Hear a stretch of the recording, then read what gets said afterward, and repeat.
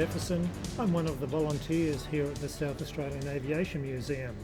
The museum itself has been going since 1984 and it's had a number of different venues over its years.